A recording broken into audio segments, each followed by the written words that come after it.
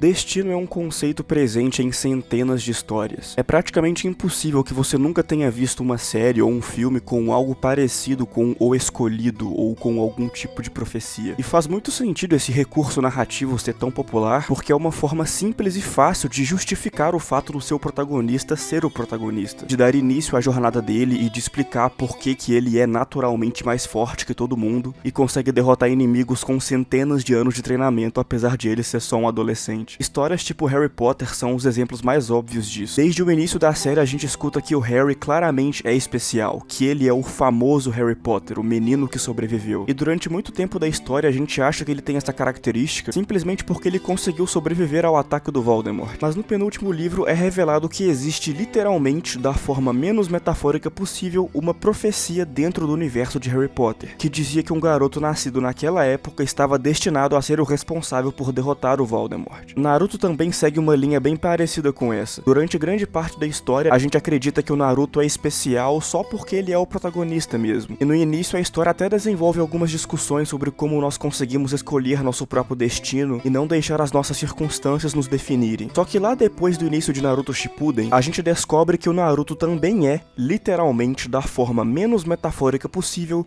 a criança da profecia. O garoto que seria responsável por salvar o mundo. Obviamente isso foram só dois exemplos, mas histórias tipo Matrix, Star Wars, Duna e enfim, infinitas obras apresentam esse conceito do escolhido e de destino de alguma forma. E é interessante observar como cada autor aborda essa ideia de uma forma diferente, como em cada história o destino significa uma coisa diferente, dependendo da intenção ou da mensagem que o autor queria passar com aquela obra específica. Então nesse vídeo eu vou abordar duas obras que tratam muito sobre o conceito de destino, de uma forma não só completamente diferente uma da outra, mas também de uma forma bem mais desenvolvida e complexa em comparação com as outras obras que eu citei. Começando com o melhor desenho de todos os tempos, Avatar: A Lenda de Aang.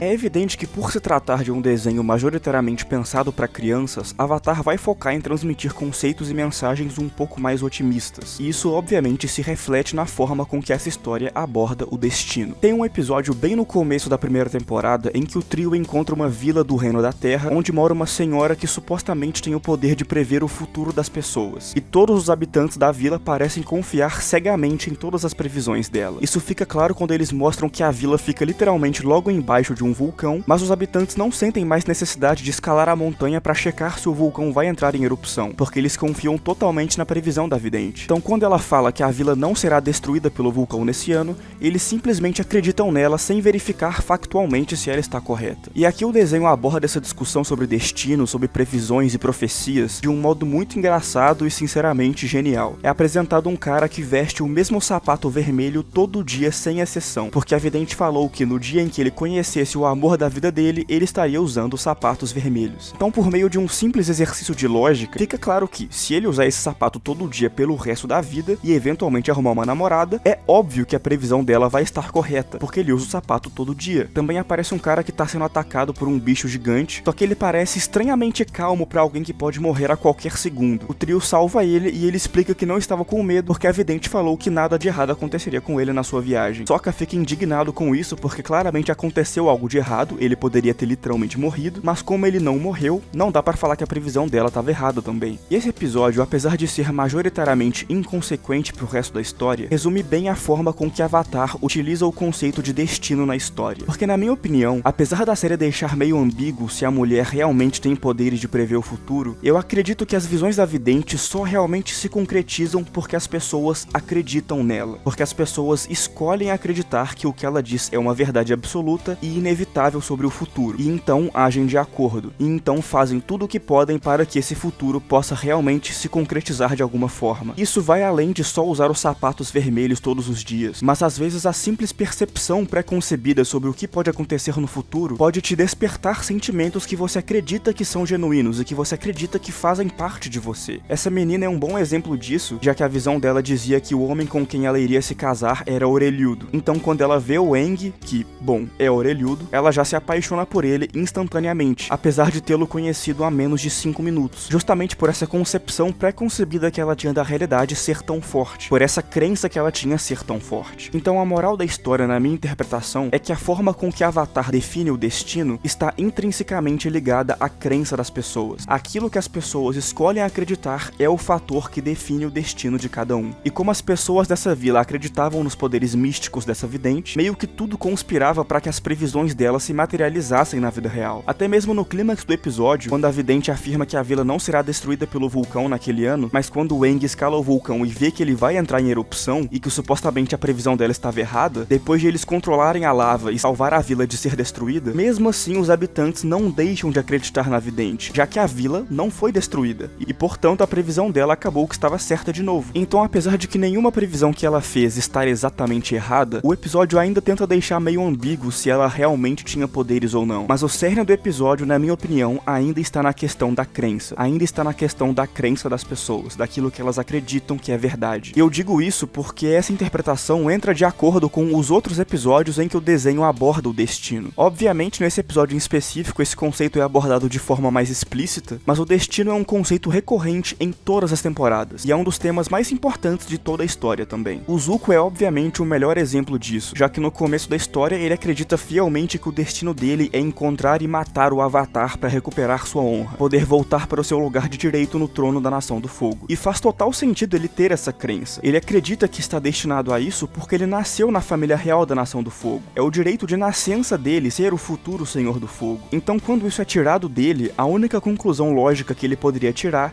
é que ele precisa encontrar o Avatar para que assim possa concretizar o seu verdadeiro destino. Só que a gente consegue perceber que desde a infância o Zuko já tinha dúvidas e conflitos sobre isso, porque por natureza o Zuko é uma pessoa boa, ele sempre teve empatia, e foi justamente esse o motivo de ele ter sido banido da Nação do Fogo. Então isso cria uma dissonância tremenda na cabeça dele, porque ao mesmo tempo em que ele acredita fielmente que está destinado a capturar o Avatar, ele sempre soube que no fundo não é isso que ele quer. Ele sempre soube que essa não é a pessoa que ele é, e principalmente que essa não é a pessoa que ele quer ser. Então a história passa todas as 3 temporadas construindo o arco de redenção do Zuko, em que ele lentamente percebe qual é o seu verdadeiro destino. Não existe uma força mística ditando o que os personagens de Avatar fazem. Não existem profecias, existem apenas pessoas. Pessoas que têm o poder de escolher no que acreditam, de escolher quem são e o que fazem, e é algo que inclusive a própria vidente diz. Assim como você deu nova forma às nuvens, tem o poder de modelar o seu próprio destino.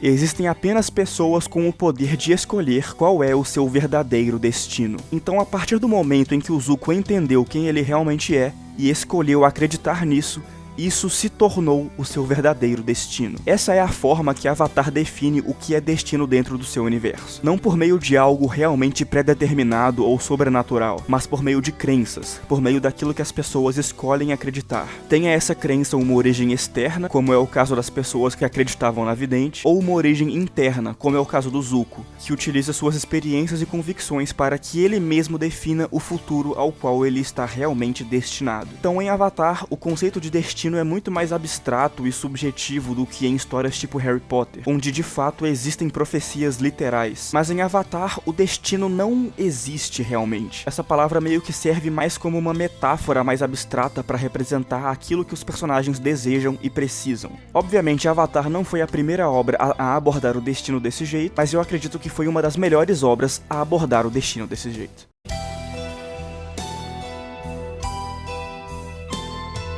Agora falando da minha área de especialidade, Jojo. E nessa parte do vídeo eu acho que vai ficar mais claro que nessa obra o conceito de destino é apresentado de uma forma completamente diferente, talvez até oposta à que é apresentada em Avatar. Porque como eu expliquei antes, o destino em Avatar meio que não existe de verdade, não é um conceito concreto. Porém em Jojo é literalmente o oposto. Diferente de Avatar e de qualquer outra história que eu já vi, sinceramente, em Jojo o destino não está atrelado às crenças das pessoas e ao propósito que elas designam para suas vidas. Em Jojo o destino é um conceito observável inevitável e físico. É algo que literalmente existe dentro da mitologia desse universo. Porém, diferentemente de obras tipo Harry Potter, em que o destino atua por meio de profecias místicas e sobrenaturais, em Jojo o destino é quase que uma lei da física. O destino é uma lei do universo, é uma força imparável que atua sobre todos os seres vivos e dita o que cada organismo vivo que existe no universo vai fazer. Dessa forma, todas as ações que você fez e vai fazer na sua vida já foram predeterminadas por essa força inescapável chamada destino. Então não existe absolutamente nenhum espaço para livre-arbítrio na mitologia de Jojo. Todas as ações de todas as pessoas são consequências previsíveis e diretas de suas ações anteriores, que também são consequências inevitáveis de suas ações anteriores, e assim sucessivamente, e assim infinitamente,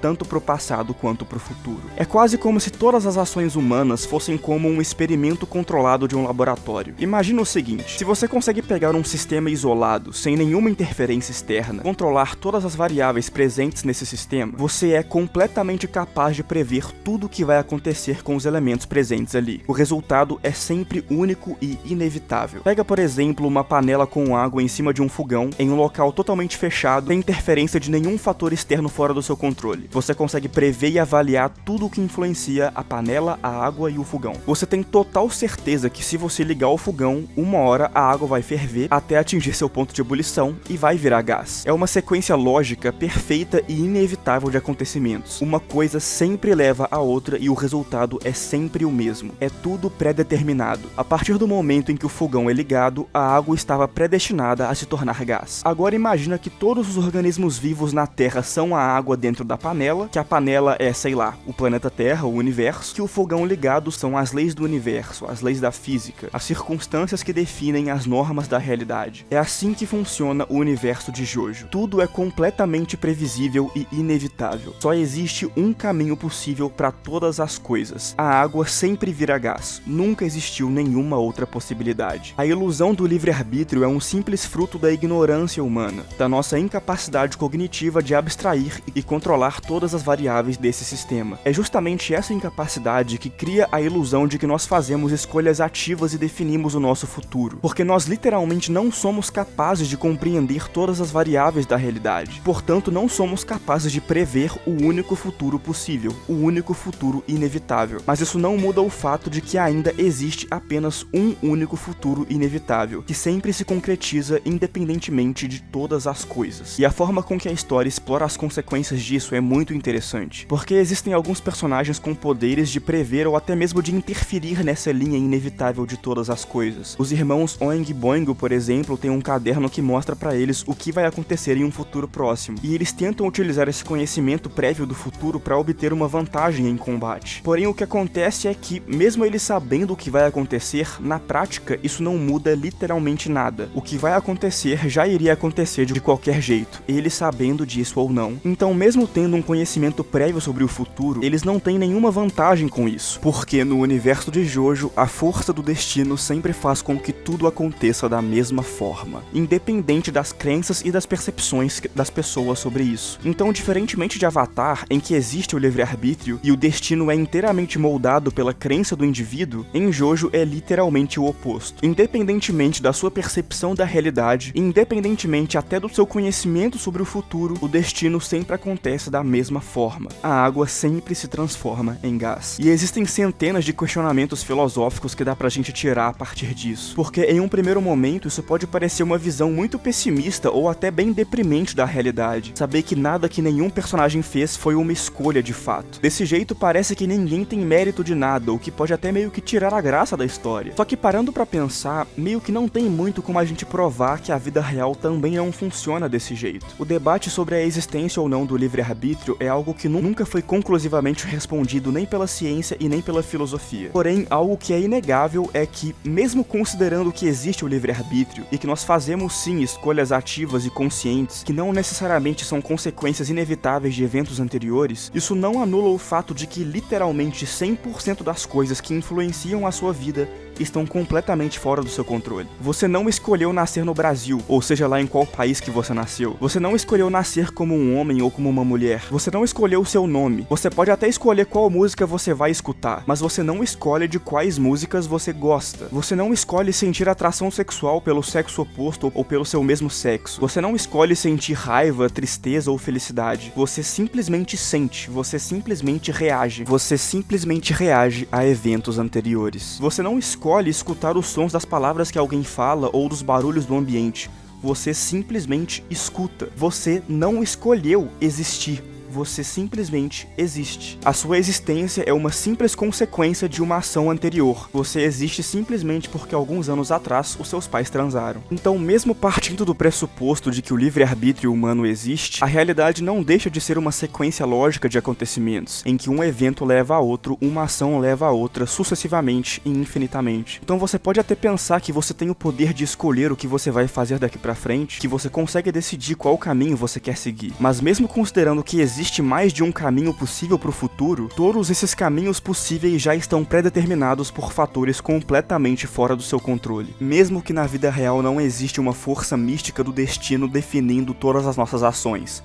Até onde a gente sabe, pelo menos. Mas então, o que a gente tira disso tudo? Que nós não escolhemos nada e que o Putin na verdade estava certo o tempo todo? Que Jojo tem uma mitologia pessimista e sem graça que tira o mérito de todas as ações dos personagens? Bom, eu particularmente não tiro uma conclusão tão negativa disso. Porque por mais que uma pequena parte de mim até acredite que o livre-arbítrio não exista, eu sinceramente não sinto que eu não controlo o que eu faço. Eu acho que ninguém sente isso. Independentemente do livre-arbítrio ser fruto da nossa ignorância, eu julgo que essa ilusão é satisfatória o suficiente. Na prática, não importa se tudo só tem um único futuro inevitável. Essa minha suposta ignorância ainda me coloca em uma posição digna de fazer escolhas e definir o meu futuro. E eu não acho que isso é diferente do universo de Jojo. Tudo bem que existe uma força imutável do universo ditando tudo que vai acontecer. Enquanto os personagens não estiverem completamente conscientes disso, na minha opinião, eles ainda estão em posições ativas de chegar em conclusões sobre seus próprios destinos e suas próprias identidades. É por isso que impedir o plano do Putin na parte 6 foi tão importante. Isso é reforçado pelo fato de que essa força do universo, que o destino de Jojo, define apenas as ações físicas das pessoas, e não os pensamentos e crenças delas. Então quando o Putin reseta o universo, e todas as pessoas se tornam completamente conscientes sobre seus futuros, é como se elas se tornassem apenas espectadoras dentro de seus próprios corpos, incapazes de controlar seus movimentos, porém ainda capazes de refletir sobre o que está acontecendo, de chegar em conclusões e definirem quem são. Então, na minha opinião, Destino de Jojo não retira o mérito dos personagens, porque acaba não fazendo diferença se o livre-arbítrio existe ou não. Enquanto esse padre homossexual não conseguir resetar o universo, a nossa ignorância nos mantém em uma posição em que nós decidimos quem nós somos e por quais motivos nós lutamos. Do mesmo jeito que você escolhe ser a pessoa que você